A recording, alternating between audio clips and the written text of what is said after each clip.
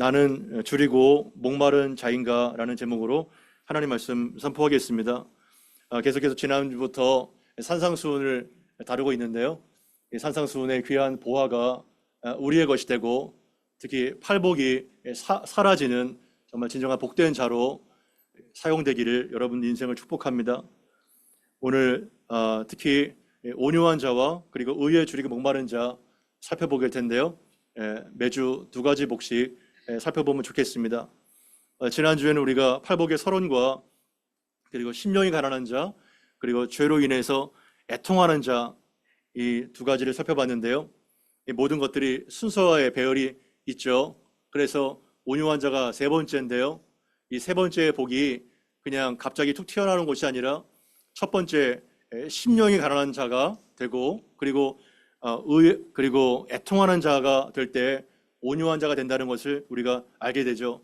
선제적인 이러한 복이 있다는 것을 우리가 염두에 둬야 될 것입니다. 여러분, 온유라고 하는 것을 떠오를 때 어떤 것이 연상이 될까요?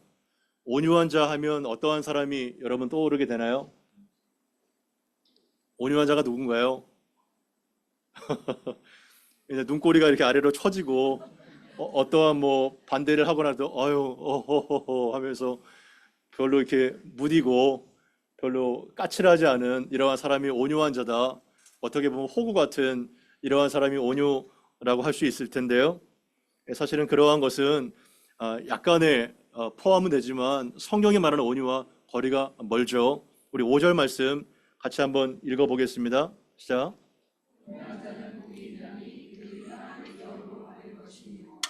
아멘.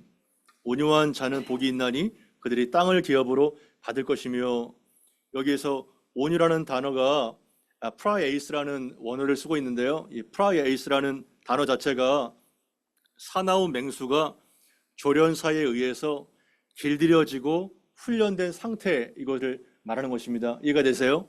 아주 매서운 사나운 사자와 호랑이 같은 맹수가 조련사에 의해서 길들여지고 훈련된 상태, 이것을 바로 프라이스라고 말합니다. 여러분 가끔 이제 태국이나 또한 또 서커스에서 굉장히 이빨이 엄청난 맹수가 사람들 어린아이들에게도 물지 않고 그리고 친근하게 대하는 것들을 볼 수 있을 거예요. 어떻게 그렇게 가능하죠? 훈련됐기 때문에 그리고 길들여졌기 때문에 그렇게 된 것이죠. 그래서 온이라는 것 자체가 단순하게 유약함, 나약함, 무능과 무기력 이러한 개념이 아니라 굉장히 강함과 연결되어 있다는 것을 우리가 알게 되죠.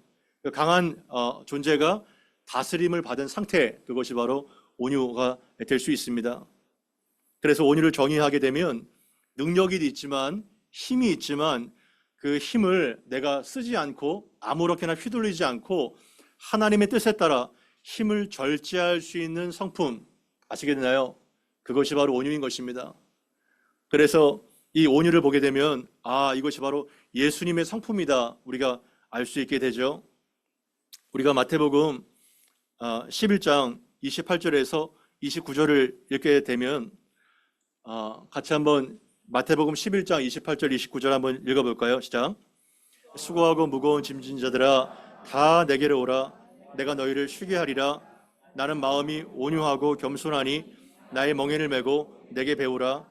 그리하면 너희 마음이 쉼을 얻으리니. 아멘. 수고하고 무거운 모든 짐진 자들아 다 내게로 와라. 내가 너희를 쉬게 하겠다, 이렇게 말씀하시는 것들 잘 알고 계시죠? 왜냐하면 예수님 자신을 어떻게 소개하고 계신가요? 나는 마음이 온유하고 겸손하다. 그래서 나와 멍에를 함께 메고 내게 배워라. 그리하면 너희의 마음에 참된 안식을 얻게 될 것이다 말씀하시죠. 예수님의 다양한 성품이 있지만 예수님 자신은 온유하고 겸손한 분이라는 것을 말씀하고 있는 것입니다. 그렇다면 이 온유와 겸손이 하나로 연결된 세트라는 것을 우리가 알게 되죠. 어떻게 온유와 겸손을 정의 내릴 수 있을까요? 여러분들이 아는 그 겸손은 어떻게 정의할 수 있을까요? 여기 맨 앞에 두 자리가 비어 있습니다. 여기 앞에 앉으세요. 예, 앞에 VIP입니다. 로얄서. 예. 먼저 겸손을 한번 정의를 내려보실까요? 겸손을 어떻게 우리가 정의 내릴 수 있을까요?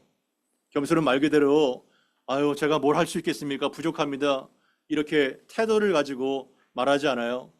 겸손을 속겸손과 겉겸손으로 나눌 수가 있겠죠. 이 겉겸손은 우리가 동양 문화권에서 또 매너 있게, 교양 있게 배운 사람은 어떻게 다른 사람에게 신뢰가 되지 않도록 나를 치장하는가 잘 배움을 통해서 알 수 있게 됩니다. 하지만 그것은 속겸손이라고 말하지 않습니다.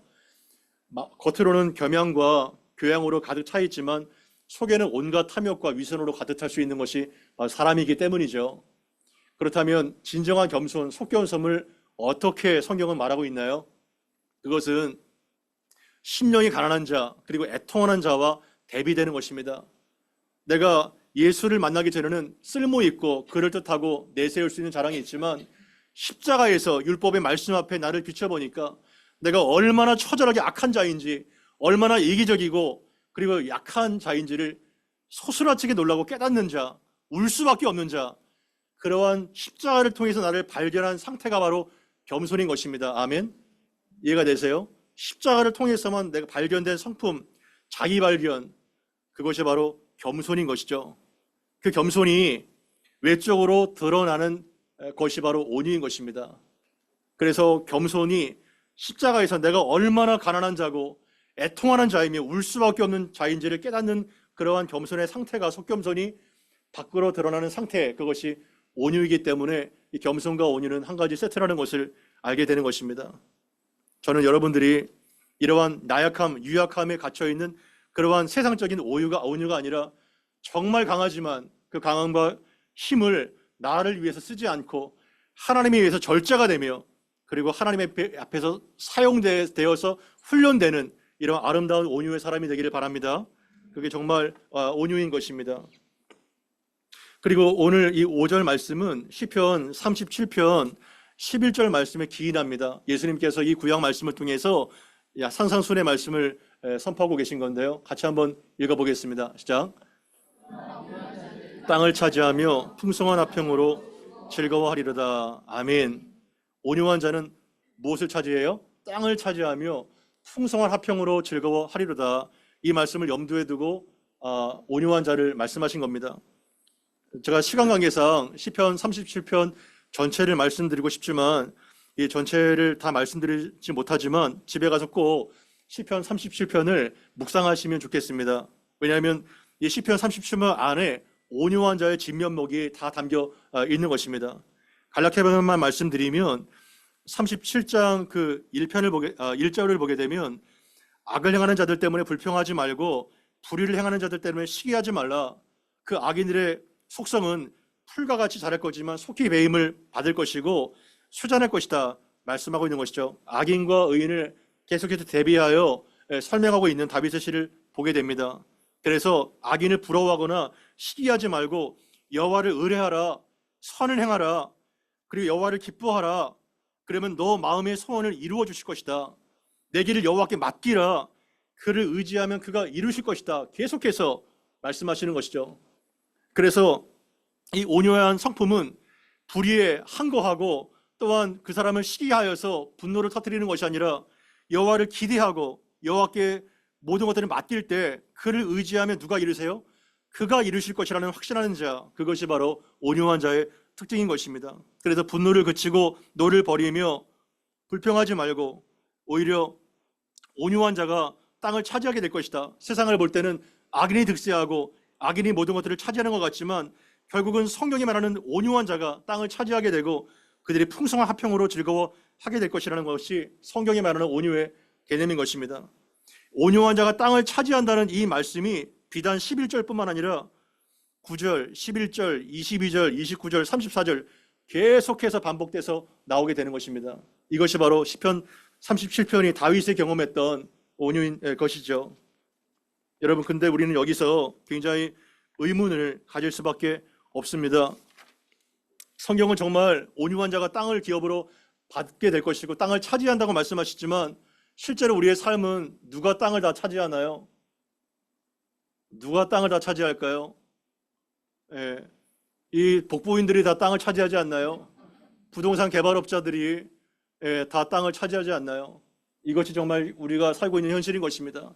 말씀대로 살면은 정말 복을 받고 그리고 땅을 차지하고 그렇게 해야 되는데 오히려 세상의 악한 것들이 다 땅을 차지하게 되고 떵떵거리고 있고 권세를 부리고 오히려 믿는 사람은 정말 가난하고 또한 불쌍하게 사게 되는 것이 태반이라는 것을 보면서 우리는 과연 성경의 약속이 맞는가 의심하기도 합니다. 하나님을 떠나기도 하죠. 참 제가 2019년부터 카톡을 쓰게 됐는데요. 그전에는 중국에 이제 사역을 했기 때문에 근데요, 이렇게 카톡을 쓰게 되면서 놀라운 건 뭐냐면 방이 정말 수십 개입니다. 방이. 특히 남서울교회에서 사역을 할 때 방이 얼마나 많은지 무슨 목회자 방, 부서방, 이 방, 저 방, 방이 그냥 얼마나 많은지 몰라요. 그걸 보면서 제가 가장 싫어하는 것 중에 하나가 이 SNS 단톡방이에요. 예. 제가 필요한 것은 그런 가상의 방이 아니라 실제 방이 필요하고 실제 땅이 필요한데 방만 그냥 엄청 많습니다. 수십 개입니다. 예. 저의 명의로 된 그러한 땅과 이게 집이 필요한데 그거는 안 주시고 오히려 뭐 더 요원해 보이고 그러한 방을 얻기는 어떻게 보면은 SNS가 발달되면서 소통을 목적으로 만들어지만 기업가들의 뭐 지갑만 두툼하게 만들고 더 불통이 되는 사회가 아닌가요? 대면에서 사람을 눈빛과 표정을 보면서 인격적인 교제가 돼야 되는데 이상하게 참 더 요원해지게 되고 더 불통인 세대가 되는 것 같아요. 우리가 왜 카톡과 위챗 같은 그러한 질서에 복종을 해야 되는지 필요하긴 하지만 우리는 인격적인 교제, 하나님과도 그렇고 사람과의 관계도 그렇고 그렇게 되면 좋겠습니다. 그래서 그러한 의문이 들기도 하지만 사실 땅을 기업으로 받는다 어떻게 해석할 수가 있을까요? 구약에서 말하는 땅은 이스라엘 백성들이 약속의 땅을 들어간 것을 말하고 있죠. 그렇게 가고 싶었던 약속의 땅을 들어가서 기업으로 분배를 받죠. 마찬가지로 신약의 성도들도 새하늘과 새 땅에 들어가서 하나님 나라를 차지하는 것, 약속된 기업을 얻는 것, 그것을 땅을 하고 말할 수 있는 것입니다. 물론 하나님이 필요할 때 땅도 주시고 뭐 살 수 있는 거처도 주시죠. 우리가 그거 성속의 개념이 없죠. 그러나 궁극적으로 우리에게 약속된 기업은 썩지 않고 더럽지 않고 쇠하지 않는 하나님의 나라라는 것을 우리가 알아야 되는 것입니다. 여러분들은 이것이 진짜 땅이며 진짜 복이라는 것을 알고 있나요? 아멘. 실제로 현찰을 원하나요? 땅을 원하나요? 예, 그것도 중요하고 좋지만 하나님께서 궁극적으로 원하시는 그 땅은 약속된 기업, 더 이상 썩지 않고 더럽지 않고 쇠하지 않는 그 기업을 이 땅에서도 이미 소유한 백성이며 저 땅에서는 완전히 차지하게 될 그러한 것이다 약속하고 있는 것입니다. 여기에 우리의 자신감이 있고 여기에 우리의 기쁨과 즐거움이 있게 되는 것이죠. 여기에 우리의 산 소망이 있게 되는 것입니다. 저는 여러분들이 그것을 자랑하며 즐거워하게 되기를 바라는 것입니다. 그렇다면 이 온유한 사람은 또한 어떠한 특징이 있냐면 자기 자신과 이익에 대하여 민감하지 않는 사람인 것입니다. 왜냐하면 이미 많은 것들을 소유했고 천국을 소유한 사람이기 때문에 이 땅에 부스러기를 가지고 전전긍긍하지가 않죠. 방어적인 자세를 취하지가 않습니다. 여러분, 타락한 인간의 결과로 나타난 삶의 비극 중에 하나가 무엇일까요? 타락한 인간의 결과로 삶의 비극이 많이 있지만 그 중에 가장 대표적인 것이 자기에 대한 민감성인 것입니다. 자기가 너무 중요한 거예요. 자기의 기분, 자기의 이익, 자기의 방어적인 너무 중요한 겁니다. 그래서 조금만 어떠한 비난이나 조금만 어떤 손해나 이것을 견딜 수 없어 하는 것이 바로 우리의 현실인 것입니다. 그 사람은 이미 온유한 사람과 거리가 멀죠. 이에 대하여 존 버니어는 철로 역정을 지은 사람이 있죠. 존 버니어는 이렇게 얘기합니다. 이미 넘어져 있는 사람은 넘어질 것을 두려워하지 않는다. 이해가 되시나요? 이미 넘어져 있는 사람은 넘어질 것을 두려워하지 않죠. 이미 넘어져 있기 때문에. 이것을 조금 더 각색하면 어떻게 될까요? 이미 죽은 자는 죽음을 두려워하지 않는다. 이렇게 말할 수 있겠죠. 이미 주 안에서 우리는 죽었기 때문에 죽은 자는 말이 없죠. 죽은 자는 어떠한 것도 부러워하지 않습니다. 왜냐하면 죽음이 두렵지 않고 이미 죽은 자이기 때문에 나는 죽었고 내 안에 예수께서 그 부활의 권능이 약동하기 때문에 우리는 이 땅에 그렇게 정말 일희일비하면서 살지 않는 것입니다. 별로 다른 사람이 자기를 욕하고 비난하고 손해를 봐도 그것이 별로 그에게 영향을 끼칠 수가 없죠. 우리가 지금 매일 성경을 통해서 살펴보는 사도 바울처럼 그러한 사람으로 살 수가 있는 것이죠. 여러분은 어떤가요? 타인의 비난과 모욕, 그리고 어떠한 손해 너무 예민하게 반응하고 있지는 않습니까? 그리고 일희일비하고 있지 않나요? 타인의 평가, 나의 기분, 나의 상태, 어떠한 조회수, 나의 어떠한 성공과 인기, 수많은 현대인들이 거기에 노예가 되어서 살고 있는 것입니다. 노예죠. 많은 것들을 가지고 있지만 실제로 묶여있는 노예인 것입니다. 자유가 없어요.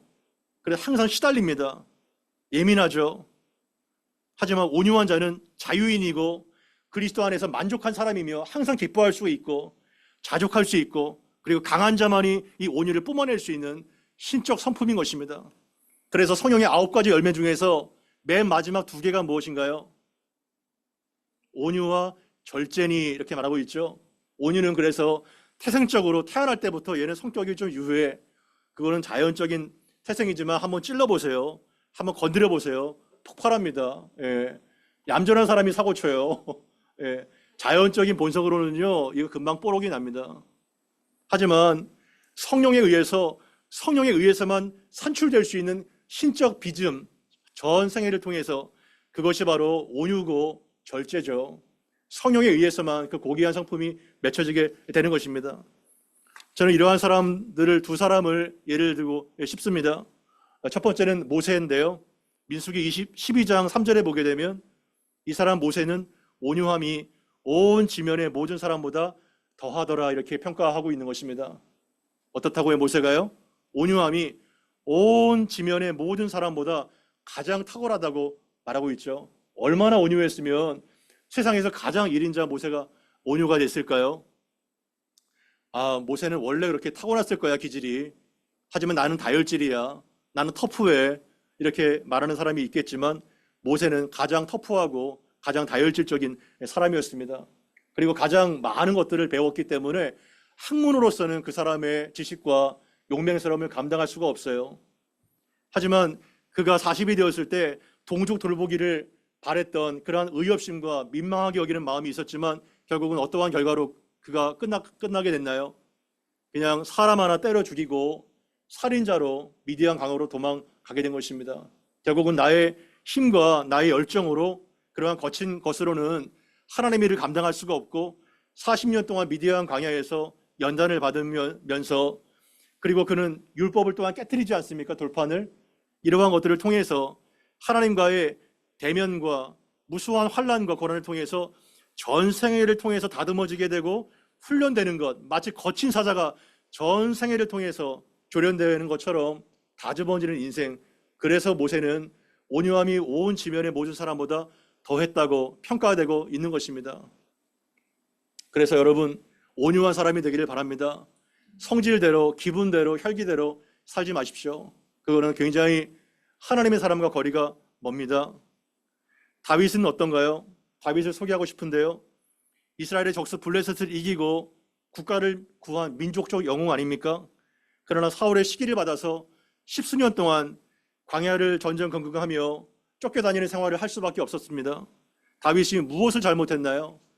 잘못한 것은 고사하고 국가를 구한 영웅 아닙니까? 여러분들이 만약에 다윗이었다면 어떻게 생각이 됐을까요? 얼마나 억울할까요? 얼마나 분할까요? 그러나 이것이 인생입니다. 하지만 그는 돌아다니면서 도망다니면서 주옥과 같은 시편의 말씀을 썼는데요. 특히 사망의 음침한 골짜기를 다닐지라도 나는 해를 두려워하지 않으며 나는 부족함이 없습니다. 나는 만족합니다.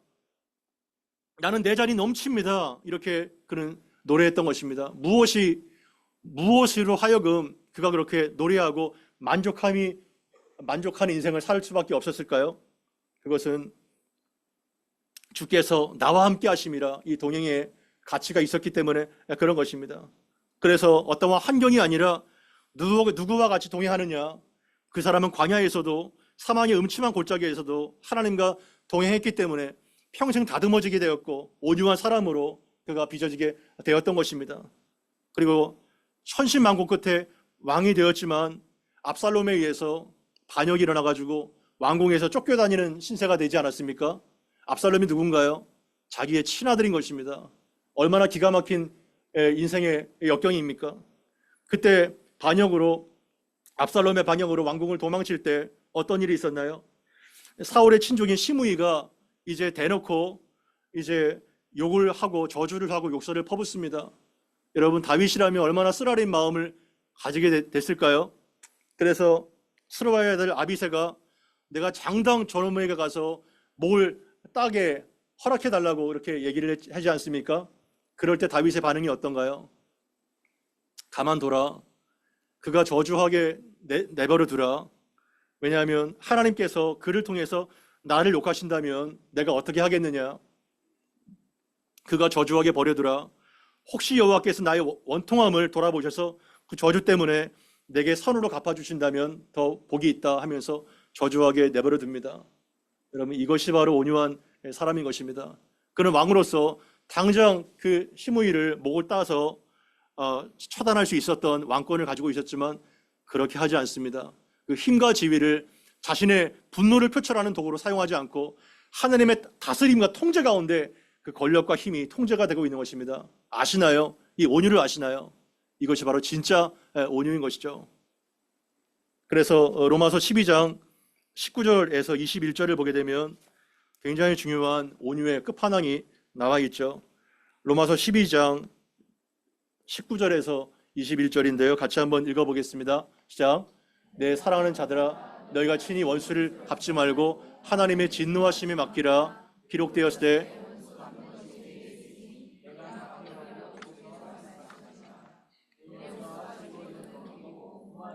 아시아라. 그리하면 내 숯불을 그 머리에 쌓아 놓으리라. 악에게 지지 말고 선으로 악을 이기라. 아멘. 이것이 바로 로마서 12장 온유한 자의 결정판인 것입니다. 내 사랑하는 형제들아, 너희가 친히 원수를 갚지 말고 하나님의 진노하심에 맡기라. 여러분, 이것이 바로 온유한 자인 것입니다. 그래서 그리스도의 사전에는 복수 이러한 단어가 없습니다. 왜냐하면 복수는 누구의 것인가요? 하나님의 것이기 때문에 하나님의 진노하심에 맡기라고 말하고 있는 것입니다. 원수 갚는 것이 나에게 있지 않고 하나님께 있기 때문에 내가 갚겠다 말씀하시죠. 그래서 다윗은 도망자 신세에서 사울을 죽일 수 있는 결정적인 계기가 두 번이나 있음에도 불구하고 여호와의 기름 부음 받은 자를 자기의 손으로 처단하지 않습니다. 이거를 한 번만 손만 댄다면 그 지긋지긋한 도망자 생활을 끝낼 수가 있는데 그렇게 하지 않습니다. 계속해서 하나님께 원수 갚는 것을 맡깁니다. 여러분, 이것이 바로 온유한 자인 것입니다. 그래서 내 원수가 오히려 줄이거든 먹이고 목마르거든 마시게 하라. 여러분, 이렇게 할 수 있을까요? 정말 원수가 줄이는데 먹을 것을 주고 목마른데 마시게 할 수 있을까요? 이거는 거의 진짜 불가능합니다. 100% 불가능합니다. 신적인 성품이 성령에 의해서 내가 주입되지 않는 한 불가능한 것입니다. 그래서 숯불을 그 머리에 싸서 그를 낯뜨겁게 만들고 그가 통회하고 자복하게 만드는 것이죠. 그래서 영국의 유명한 어떠한 목회자가 있습니다. 그 목회자가 어느 날 길을 갈 때 그 목사님을 아구통을 날려서 이빨 2개가 부러뜨리게 되고 하나님을 저주하고 하나님이 살아있으면 나와보라래 했을 때 그 목사님은 혈기와 기질대로 복수하지 않고 이렇게 말했다고 합니다. 당신이 내 말을 듣고 정말 하나님의 그 메시지를 듣고 회심하기만 한다면 나는 이빨이 몽창 다 빠져도 좋소. 이렇게 말을 하면서 말씀을 증거했다고 합니다. 굉장히 정말 온유한, 진짜 온유한 사람이죠. 그래서 결국은 그 대적자가 회심을 하고 그리스도께 돌아왔다고 합니다. 그래서 21절 가장 마지막에는 뭐라고 하나님 말씀하시나요? 악에게 지지 말고 선으로 악을 이기라. 아멘. 악에게 지지 마십시오. 악에게 지고 복수하고 혈기를 부리고 그리고 난폭하고 발끈하는 사람은 그는 정말 사탄에게 빠진 어떻게 보면은 뭐랄까요, 미혹된 자가 될 수가 있습니다. 우리는 선으로 악을 이겨야 되는 것입니다. 이것이 바로 우리에게 부여된 온유한 자의 모습이고 정말 우리가 해야 될 팔복의 메시지인 것입니다. 저는 여러분들이 바로 이러한 자가 되기를 바라는 것입니다. 그럼 우리에게 한번 적용해 볼까요? 여러분들은 힘과 혈기가 다스려지는 사람입니까? 통제가 되는 사람입니까? 내 기분과 욕망에 따라 내가 살고 있는가? 목사님 나는 원래 다혈질이에요. 원래 터프예요. 나는 원래 까칠합니다. 이렇게 하면서 자신을 합리화시키는 자입니까? 성령의 마지막 열매가 온유와 절제라는 것을 기억하십시오.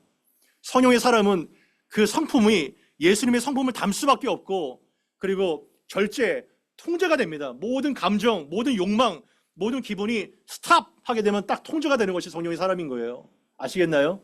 스탑이 안 되고 나의 욕망과 분노를 끝없이 표출하는 사람은 이게 사탄의 자식입니다. 통제가 안 되는 사람이에요. 그 사람은 굉장히 위험한 사람인 거예요. 겉으로 볼 때는 강하게 보이지만 굉장히 찌질한 사람입니다. 다듬어지지가 않은 사람이에요. 매우 어리고 약한 자인 것입니다. 그래서 사람은 예수님처럼 내게로 오라, 나는 마음이 온유하고 겸손하다, 가까이 하고 싶은 사람이 있어요. 가까이 하게 되면 뭔가 위로를 받고 용납되는 사람이 있습니다. 그러나 항상 그 사람은 나타나면 언제 터질지 모르는 시한폭탄 같은 사람이 있어요. 늘 발끈하고 늘 열등감에 찌들어 있고 굉장히 참 안타까운 사람인 것입니다. 그래서 여러분들은 천국을 소유한 자가 되었다면 온유한 자가 되어서 땅을 기업으로 받는, 선으로 싹을 이기는, 제압하는 이러한 자가 되기를 바랍니다. 그 다음에 6절 말씀, 의에 줄이고 목마른 자입니다. 같이 한번 읽어보겠습니다. 시작.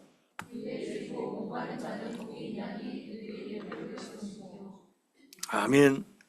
이것도 참 이상한 복입니다. 여러분, 줄이고 목마른 자가 복이 있나요? 배부르고 그리고 배 터지고 이러한 사람이 복이 있나요? 당연히 배부르고 배 터지고 부유한 자가 그냥 얼굴에서 그냥 기름기가 줄줄 흐르는 사람이 복이 있겠죠. 모든 복들이 인기가 없는 복이에요. 원하지 않는 복입니다. 어떻게 줄이고 목마른 사람이 복이 있을까? 하나가 붙죠. 뭐가 붙나요? 의에 줄이고 목마른 자가 복이 있다는 겁니다. 의. 그러면 성경이 말하는 의가 도대체 뭘까요? 의를 한번 정의 내려보시죠. 의가 뭘까요? 의. 원래 의라는 것은 하나님과 나와의 바른 관계입니다. 하나님과 사람과의 바른 관계가 바로 의예요. 의. 그 바른 관계가 타락으로 인해서 어그러졌기 때문에 우리는 예수 그리스도로 인하여서 새로운 의, 칭의를 받아야 그 관계가 다시 회복되는 것이죠. 그래서 의의 개념이 성경에서 매우 중요한 것입니다. 그리고 하나님과의 바른 관계뿐만 아니라 사람과의 바른 관계가 또한 의로운 사람인 것입니다. 그래서 요셉은 의로운 사람이라 마리아를 고소하지 않고 가만히 끊고자 하지 않습니까? 하나님과 사람과의 관계가 바른 관계가 바로 의로운 사람이죠. 그 자가 바로 배부를 것이다 말하고 있는데요. 인간의 행복이 어디서부터 비롯되나요? 인간의 행복, 정말 행복한 삶 살고 싶으시죠? 그죠? 누구나 다 하나님을 믿거나 안 믿고 행복한 사람 모두가 추구합니다. 국가의 기본법도 행복 추구권이 아니겠어요? 그러나 이 행복은 너무나도 아이러니컬하게도 행복을 추구하면 추구할수록 불행해져요. 경험해 보실 거예요. 나이가 들수록. 행복을 위해서 그토록 애를 쓰고 찾아왔지만 오히려 행복은 달아납니다. 그러나 행복이 아니라, 나의 행복이 아니라 의를 추구하고 의에 줄이고 목마를 때 사람은 행복해집니다. 아멘. 이것이 바로 역설이에요. 정말 그렇습니다. 저의 말이 아니라 성경의 말이에요. 왜냐하면 사람의 행복과 복이 하나님께서 창조한 것이지 우리가 어떠한 노력을 통해서 획득할 수 있는 것이 복이 아니기 때문에 그런 겁니다. 창조 세계의 질서가 바로 그래요. 그래서 하나님과 사람과의 바른 관계 속에서 행복이 찾아온다는 것을 우리가 알아야 되는 것입니다. 그러나 그럼에도 불구하고 우리는 그것을 알면서도 왜 그렇게 비참해지게 살죠? 불행하죠? 그리고 온 인류는 어떠한 것 때문에 이렇게 고난과 비참한 가운데 처할 수밖에 없을까요? 그 인류의 상태를 정확하게 그 엑스레이로 보여주는 것이 바로 예레미야 2장 13절 말씀인 것입니다. 예레미야 2장 13절 말씀 굉장히 중요합니다. 같이 한번 읽어보겠습니다. 시작.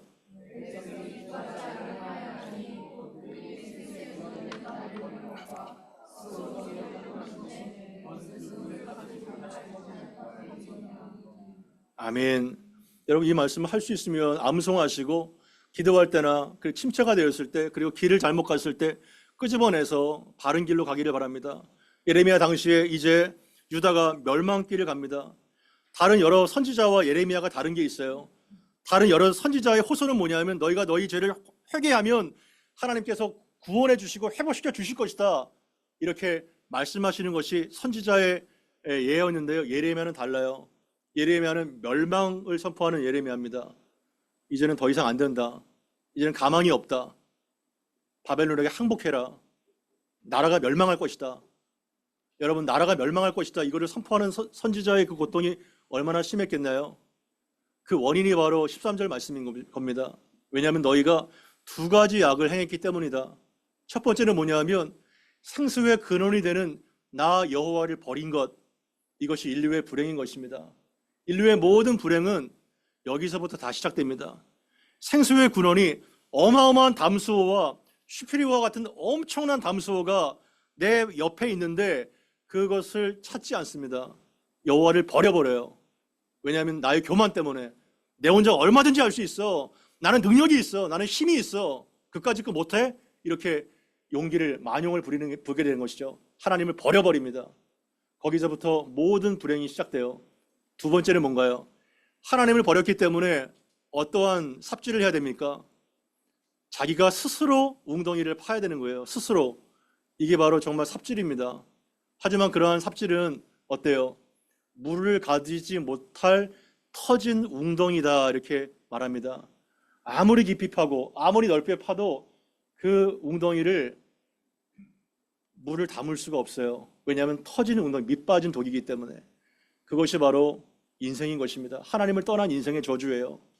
하나님을 떠나서 내 혼자 내 능력으로 내 지식으로 아무리 거대한 호수를 파달지라도 그것은 터진 웅덩이라 행복과 모든 것을 담을 수가 없습니다. 아무리 많은 열정, 아무리 많은 자본, 아무리 많은 기술과 경험을 때려봐도 아무 일도 일어나지 않습니다. 하지만 인류의 가장 큰 불행이 뭔지 아세요? 터진 웅덩이라도 불행하더라도 여호와가 생수의 근원이 된다고 알지라도 인간은 절대로 하나님을 찾지 않습니다. 인간은 절대로 하나님을 의지하지 않습니다. 똑똑히 알매도 불구하고 그것이 바로 인간의 끝을 알 수 없는 타락의 깊이입니다. 인간은 절대로 하나님을 찾지 않습니다. 멸망길로 가는 것입니다. 이게 안타까운 거예요. 여러분은 어떤가요? 엄청난 담수와 내가 연결되는 그 모든 채움과 배부름을 지금 하고 있는 분들입니까? 아니면 하나님을 거부하고 하나님을 떠나서 내 스스로 삽질을 하고 터지는 웅덩이인데 담지도 못하는 그 물을 담으려고 오늘도 애를 쓰는, 새벽부터 밤까지 애를 쓰는 이러한 것이 우리의 모습이 아닙니까?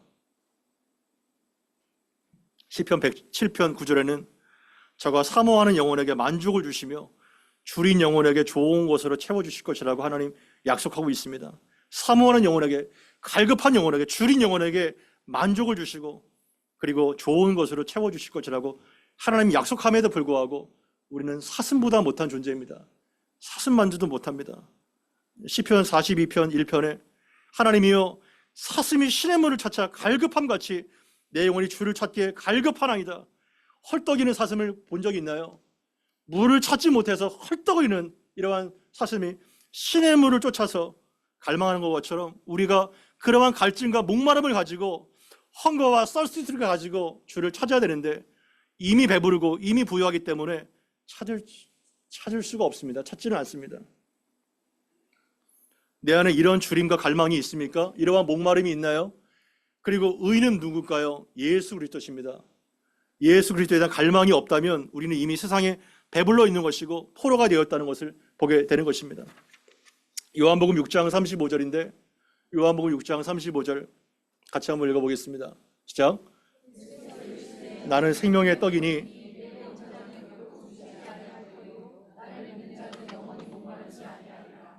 아멘. 이 사경의 배경이 뭔가요? 오병이어의 기적이 나타났습니다. 2만 명 이상 되는 엄청난 사람들이 다 배불리 먹은 상황이 되니까 예수님을 왕 삼으려고 이 경제 문제를 해결할 수 있는 왕을 삼으려고 달려갑니다. 그러나 예수님 정확하게 말씀하십니다. 너희가 나를 찾는 것은 떡을 먹고 배부른 까닭이기 때문에 이라고 말하고 있죠. 그러면서 나는 어떠한 존재인가 자신을 드러내십니다. I am the bread of life. 나는 생명을 주는 떡이다. 나는 떡인데 너희가 먹고 마셔야 될 떡과 음료인데 나는 생명을 주는 그러한 떡이다. 예수님 자신의 정체를 밝히십니다. 그래서 나는 내게 오는 자는 누구든지 결코 줄이지 아니할 것이고 나를 믿는 자는 누구든지 영원히 목마르지 않는 생명수를 얻게 될 것이라고 약속하셨습니다. 여러분, 이렇게 생명의 떡이 계시고 우리 곁에 계시고 이러한 영원한 생명수가 계신데 왜 그분께 달려오지 않습니까? 왜 그분을 추구하고 찾고 목마르고 갈증이 없습니까? 여러분의 배는 과연 무엇으로 채워져 있습니까? 돼지의 주염 열매입니까? 아니면 신령한 음료와 양식으로 채워져 있습니까? 먹은 것이 그 사람이라고 하죠. 먹는 것이 그 사람입니다. 우리가 세상의 쓰레기 것들과 돼지 쥐염 열매로 그 썩을 것들로 나의 배를 채운다면 분명히 복통과 설사와 여러분 건강하게 자랄 수가 없어요. 그러나 신령한 양식이 되신 예수님, 신령한 음료가 되신 그 예수님의 살과 피를 뜯어먹고 내 양식으로 삼으며 말씀에 줄이고 예수에 줄이고 성령의 은혜 가운데 줄인 사람은 더 채워지게 되고 더 배부르게 되고 이러한 역사가 나타나게 되는 것입니다. 아멘. 그렇게 돼야 되지 않겠나요? 우리의 삶이. 그래서 채워지는 인생이 돼야 되지 않겠나요?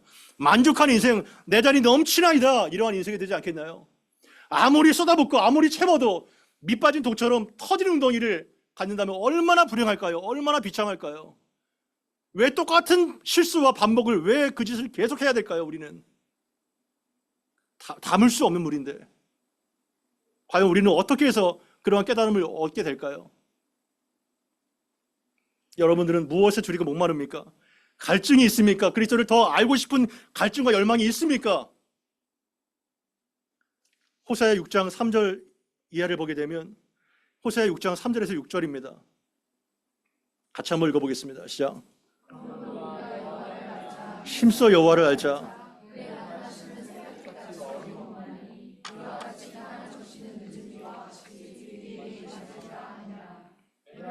내가 너를 어떻게 하랴? 유다야, 내가 너를 어떻게 하랴? 너희의 인애가 아침 구름이나 쉬 없어지는 이슬 같도다. 그러므로 내가 선지자들로 그들을 치고 내 입의 말로 그들을 죽였노니 내 심판은 비처럼 나오느니라. 나는 인애를 원하고 제사를 원치 아니하며 번제보다 하나님을 아는 것을 원하노라. 아멘. 호세아 시대 여로보암 2세 치하입니다. 북이스라엘이 가장 부강하고 가장 먹고 살만하고 가장 배불렀을 때 그때가 바로 여로보암 2세 때입니다. 하지만 영적으로 가장 타락하고 가장 어둡고 가장 비윤리적인 시대가 바로 여로보암 2세 때였습니다. 그때 호세아를 통해서 예수님 하나님 말씀하신 것이죠. 호세아를 통하여 우리에게 무엇을 촉구합니까? 우리가 여호와를 알자, 힘써 여호와를 알자, 온 힘과 마음을 다하여 그분을 알아야 된다, 이거를 강조하고 있지 않습니까? 그럴 때 그 여호와께서 새벽빛같이 일정하게 우리에게 복을 주시고 마치 마른 땅을 여시는 늦은 비와 같이 복을 주실 것이며 여호와께서 찾아오셔서 우리를 살려주실 것이다, 이거를 호소했던 것이 바로 호세아입니다. 에브라임아, 내가 너를 어떻게 하겠느냐? 유다야, 내가 너를 어떻게 하겠느냐? 이 하나님의 처절한 이 호소와 이 부르짖음이 들리지 않습니까? 에브라임은 북이스라엘을 말하고 유다는 남유다를 말합니다. 그들은 다 하나님을 떠나서 너희의 인애가 아침 안개와 그리고 쉬 없어지는 이슬과 같다고 말하고 있습니다. 인애라는 것이 금방 조건만 변하면 사라지는 아침 안개와 같다고 애통하고 계신 것입니다. 그래서 하나님이 정말 원하시는 것이 무엇일까요? 6절 말씀. 나는 인애를 원한다. 나는 인애를 원한다. 한결같은 사랑을 원한다. 신실한 사랑을 나도 받고 싶다. 너희가 수많은 제사를 드리지만 그 마음이 없는 제사를 나는 원치 않는다. 그리고 번제보다 수많은 마음도 없는 번제를 드리지만 사실 내가 정작 너희에게 바라는 것은 하나님을 아는 것, 그거를 원한다. 이렇게 말씀하고 있는 것입니다. 아멘. 여러분, 여기에 우리는 왜 모였나요? 이 바쁜 시간에 우리는 여기에 무엇을 위해서 모였고 또 왜 신앙생활을 할까요? 신앙생활의 목적이 무엇인가요? 우리는 왜 노래를 부를까요? 우리는 왜 봉사를 할까요? 우리는 왜 설교를 할까요? 왜 우리는 예배를 할까요? 이것이 하나님을 더 아는 예배와 살아있는 예배가 없다면 때려쳐라 너희들, 나는 인애를 원한다. 이거를 정말 나는 원하지 않는다. 번제보다 하나님을 아는 것을 나는 원한다. 하나님께서 이렇게 말씀하시지 않을까요?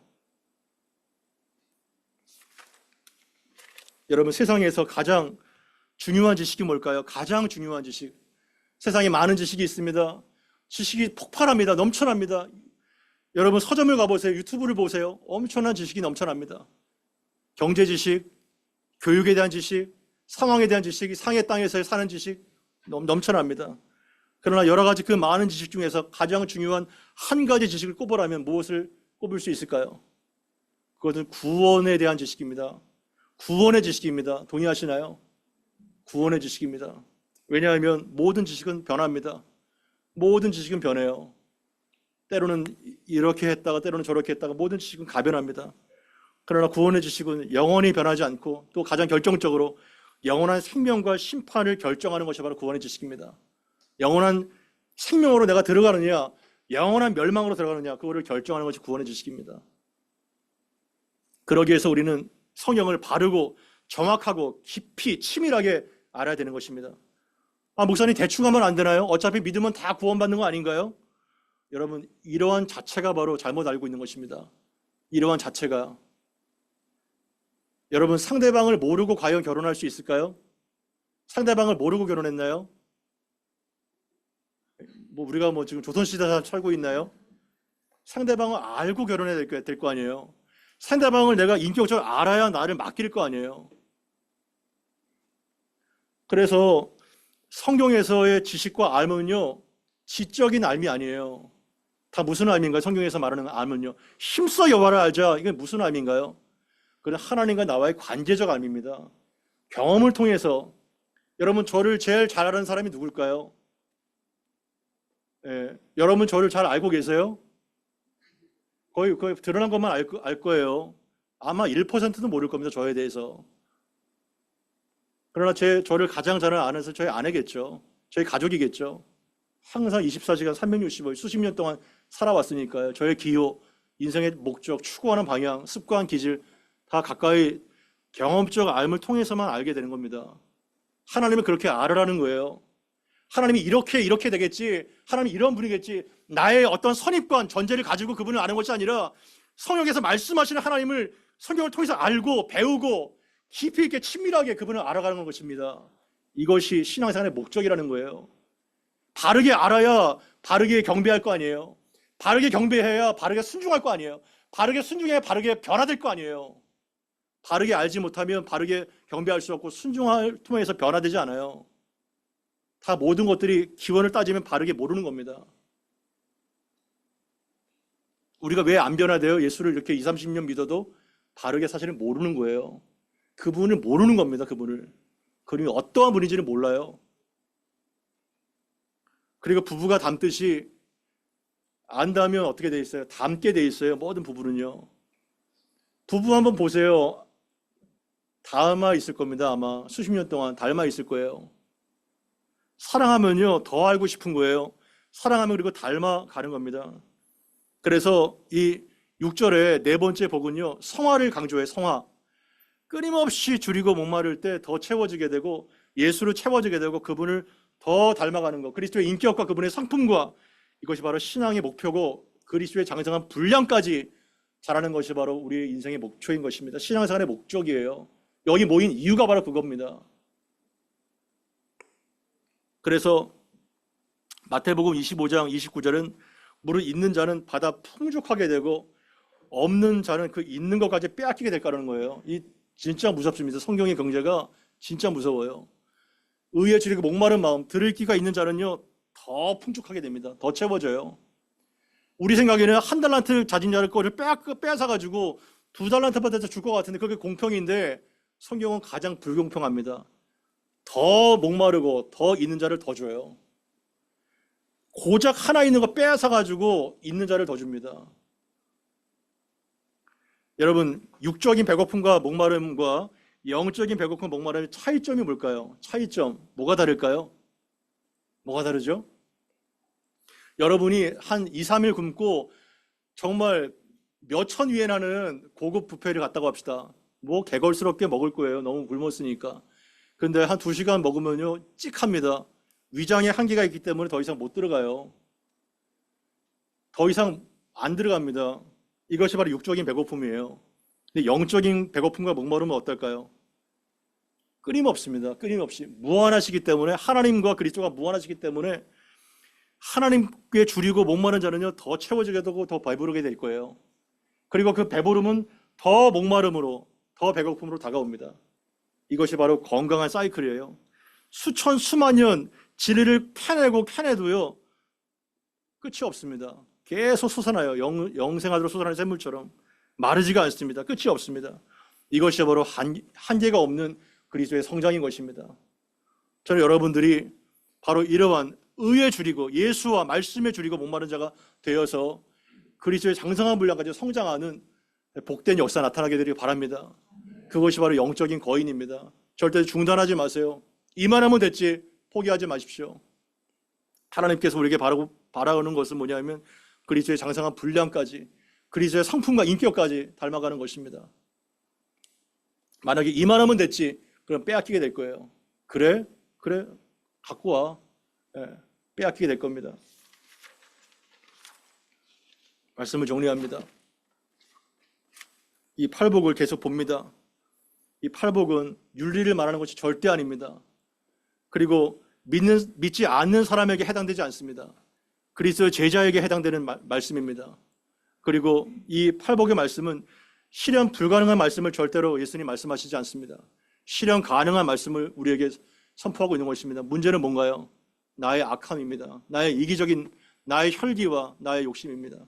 그것을 누르고 있습니다. 막고 있습니다. 그걸 걷어내야 됩니다. 그래서 하나님께서 정말 원하시는 온유한 자가 되어야 되는 것입니다.